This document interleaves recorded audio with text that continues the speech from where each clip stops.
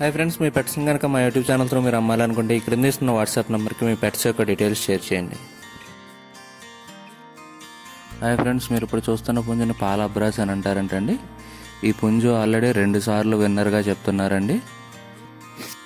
ఈ పుంజు యొక్క ఎత్తు వచ్చేసి 24 అంగుళాల వరకు ఉంటుందని చెప్తున్నారండి. పుంజు యొక్క బరువు వచ్చేసి 5 కేజీల వరకు ఉంటుందని చెప్తున్నారు.